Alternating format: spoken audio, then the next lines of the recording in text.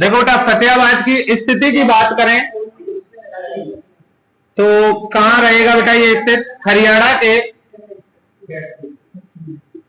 पश्चिमी भाग में स्थित रहेगा।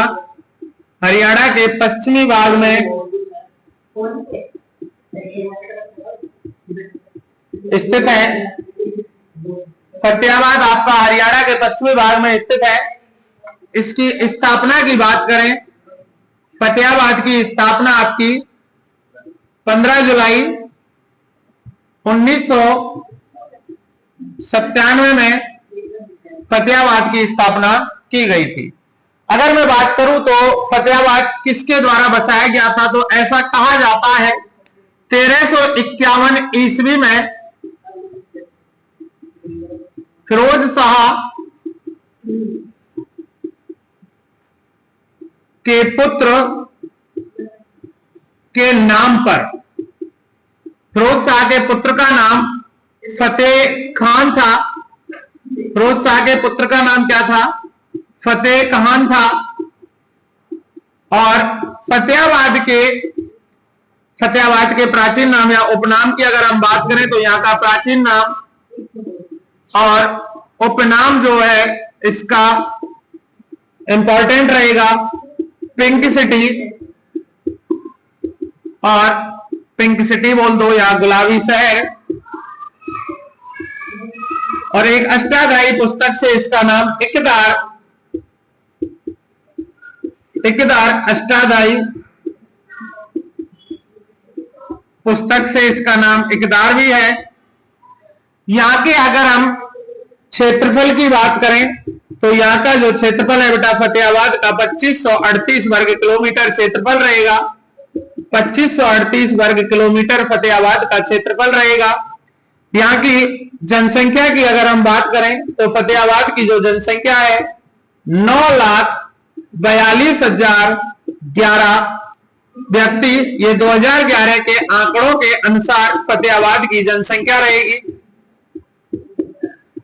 फतेहाबाद के अंदर अगर मैं आपसे लिंगानुपात की बात करूं तो फतेहाबाद का जो लिंगानुपात है बेटा वो 902/1000, यानी कि 1000 लड़कों पर 902 लड़कियां रहेंगी। ये भी आपका 2011 के आंकड़ों के अनुसार रहेगा। अगर मैं आपसे फतेहाबाद की साक्षरता दर की बात करूं तो यहाँ की जो साक्षरता दर रहेगी बेटा, आपकी साक्षरता दर जो है 58.16% यहाँ की साक्षरता दर रहेगी। अगर मैं यहाँ के जनसंख्या घनत्व की आपसे बात करूं तो फतेहाबाद का जो जनसंख्या घनत्व है, फतेहाबाद का जनसंख्या घनत्व 371 व्यक्ति प्रति वर्ग किलोमीटर रहेगा। प्रति वर्ग किलोमीटर रहेगा। और आगे मैं आपसे बात करूं तो फतेहाबाद का जो मुख्यालय है बेटा, फतेहाबाद का मुख्यालय आपका फतेहाबाद ही रहेगा। फतेहाबाद का मुख्यालय कहां रहेगा बेटा? फतेहाबाद रहेगा। अगर हम इसके मंडल की बात करें तो फतेहाबाद आपका हिसार मंडल के अंतर्गत रहेगा। फतेहाबाद आपका हिसार मंडल के अंतर्गत रहेगा। बात करते हैं यहां पर 1398 ईस्वी में तैमूर ने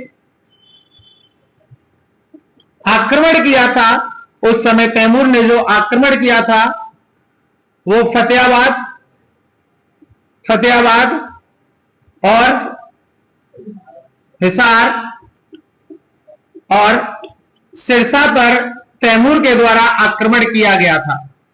यहां पर मैं अगर आपसे बात करूं तो वनावली भी आपका कहां पर स्थित रहेगा?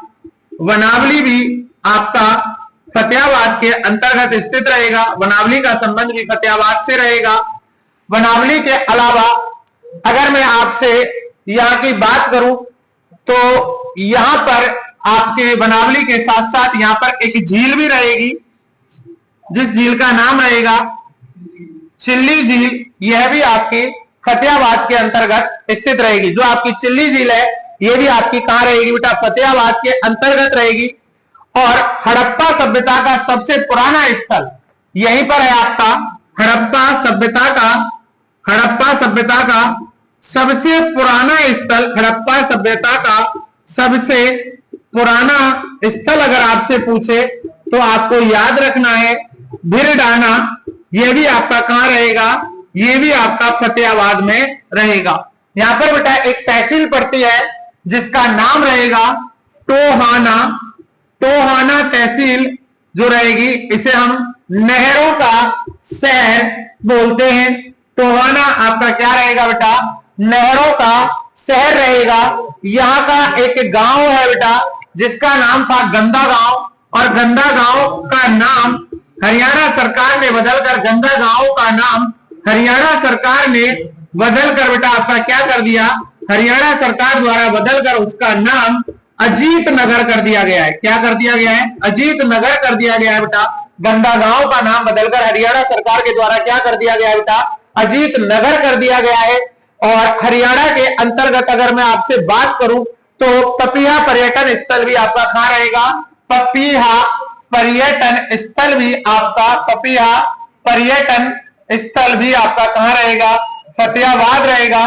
पपीहा पर्यटन स्थल भी आपका कहां पर स्थित रहेगा, फतेहाबाद के अंतर्गत स्थित रहेगा।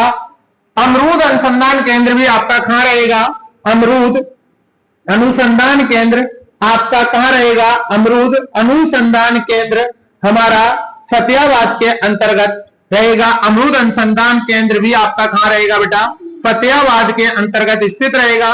तो अमरूद अनुसंधान केंद्र भी आपको याद रखना है।